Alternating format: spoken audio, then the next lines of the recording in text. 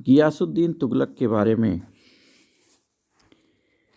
अभी तक हमने उसके प्रारंभिक जीवन के बारे में जाना और कृषि के क्षेत्र में किए गए सुधार के बारे में जाना। किस तरह अलाउद्दीन के पहले की छीनी गई ज़मीन वापस की, शेख निजामुद्दीन औलिया से लेने का प्रयास किया जो 5 लाख टन का खुसरो ने दे दिया था, कृषि क्षेत्र में क्या प्रोत्साहन किया, ये हमने देखा। अब इसके आगे देखते हैं। तो राजस्व व्यवस्था में सुधार करने के बाद इसने यातायात व्यवस्था में सुधार करने का प्रयास किया। सड़क अच्छी बनाई गई, उसे साफ करवाया गया। सुविधा के लिए सड़क पर पुलों का निर्माण कराया गया,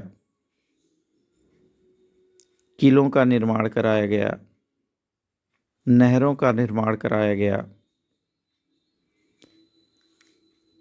यातायात व्यवस्था को अच्छे बनाने के लिए, डाक व्यवस्था को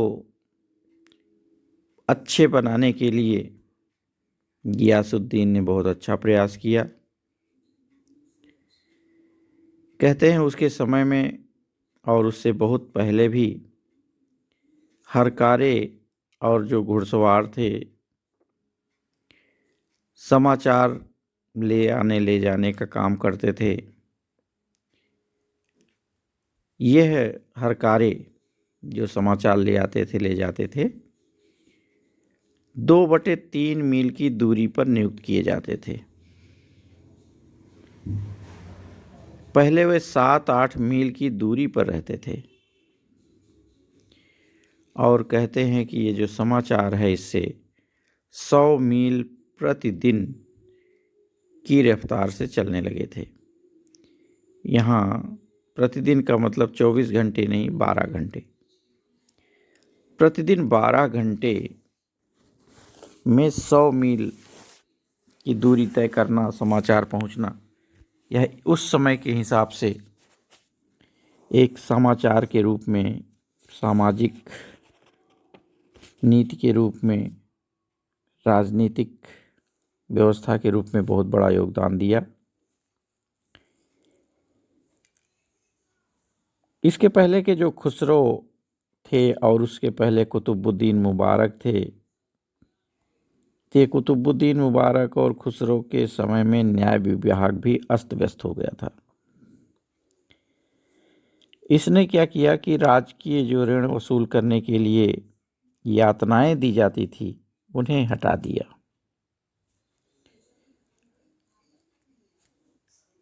चोरों और राजस्व न देने वालों तथा राजकीय धन का गमन करने वालों के लिए यह दंड विधान जरूर रहा, शारीरिक यातना देने का, अंग भंग कर देने का, लेकिन राजकीय ऋण वसूल करने के लिए इस तरह की यातना देना बंद कर दिया। यह न्याय व्यवस्था में इसका थोड़ा सा परिवर्तन रहा। जहाँ तक हिंदुओं की बात करें अब, तो गियासुद्दीन का व्यवहार अच्छा नहीं रहा। अलाउद्दीन ने भी जो बहुत सारे प्रतिबंध लगाए थे, सामाजिक मेल जोल, शराब नहीं पीना, कोई काम नहीं करना, वे सारे नियम ये चलता रहा। इसमें इसने परिवर्तन नहीं किए। राजस्व वसूल करना, उनसे अधिक वसूल करना, यह जारी रहा। अधिक धन उन्हें न होने पाए हिंदुओं के पास, यह जारी रहा। केवल उतना ही छोड़ा जाता था हिंदुओं के पास जिससे उनकी जीविका चल सके। यह अलाउद्दीन के समय की ही व्यवस्था थी और इसने भी उसे जारी रखा। जियाउद्दीन बर्नी कहता है कि सुल्तान ने हिंदुओं पर अधिक कर इसलिए नहीं लगाया कि वह उन्हें निराश होकर अपनी भूमि और व्यवसाय छोड़कर भागने पर बाध्य नहीं करना चाहता था।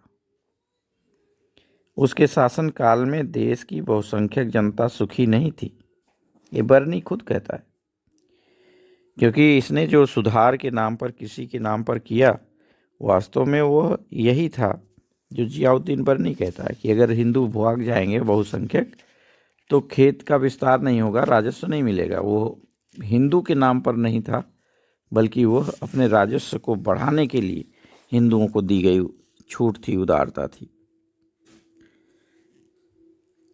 गियासुद्दीन कट्टर सुन्नी मुसलमान था। अपने नियम में उसकी बड़ी आस्था थी, सावधानी से उसे करता था। इसने भी शराब बनाने और बिक्री करने पर प्रतिबंध लगाया। मुस्लिम जनता पर कठोरता से इस्लाम के नियमों को लागू करने का प्रयास किया। सैनिक यात्राओं के समय उसने मूर्तियों और मंदिरों का विध्वंस भी किया। यह इसकी नीति का अंग था। ये देख सकते हैं इस काल के तुगलक स्थापत्य को। इसमें विशेष रूप से जो देखने की बात है, आप देखें इसकी ढलवा दीवारें, जो स्थापत्य है आपके सामने देखें इसमें कि ढलवा दीवारों के माध्यम से इसने बिल्डिंग बनाने की कोशिश की, और ये तुगलक स्थापत्य का एक नमूना है। इसके बाद इसने वारंगल पर आक्रमण किए। कहते हैं वारंगल के राजा प्रताप रुद्र देव ने दिल्ली से संबंध विच्छेद कर लिया था, इसलिए 1321 ईस्वी में सुल्तान ने अपने पुत्र जूना खां को, जिसे अब उलुग खां की उपाधि मिल चुकी थी, उसे दमन करने के लिए भेजा। उलुग खां जाता है, या जूना खां कहें या उलुग खां कहें, जाता है और वहाँ वारंगल को घेर कर उसे परेशान करता है और कहता है कि बिना शर्त आत्मसमर्पण करो। जो संधि का प्रस्ताव है वो नहीं हो पाता। तब प्रताप रुद्र ने निराशाजनित साहस के आवेश में आकर घेरा डालने वालों के यातायात के मार्ग को काट दिया। परिणाम स्वरूप दिल्ली से समाचार मिलना बंद हो गया। यह अफवाह फैल गई कि दिल्ली में गियासुद्दीन की मृत्यु हो गई। अब दमिश्क के शेखजादा कवि उबैद जैसे लोग उसे सलाह देते हैं कि शाहजादा ने घेरा उठा लिया, क्योंकि जूना खां या उलुग खां जिसे हम कहें, जिसे भेजा था जिसे गियासुद्दीन तुगलक ने भेजा था घेरा डालने के लिए वारंगल, उसे यह लगने लगा कि गियासुद्दीन की मृत्यु हो गई तो दिल्ली का सिंहासन प्राप्त करना चाहिए, इसलिए वो घेरा उठा लिया। तेलंगाना के राजा और प्रजा ने भी मार्ग में बहुत कष्ट पहुंचाए। शाहजादा दक्षिण का पहला आक्रमण जो किया था वारंगल पर, वो विफल हो गया एक तरह से। फिर यहाँ जब पहुंचता है दिल्ली, तो जूना खां को पता चलता है कि मृत्यु का समाचार झूठा था। अब अपने पिता से क्षमा याचना करता है, पिता यानी गियासुद्दीन से। उसको क्षमा कर दिया जाता है, लेकिन जूना खां के जो सहयोगी थे उसके, उन्हें शत्रु माना गया और उन्हें मृत्युदंड दिया गया। फिर उसे 1323 में वारंगल भेजा गया और इस बार यातायात के मार्ग को सुरक्षित रखने का प्रबंध किया गया।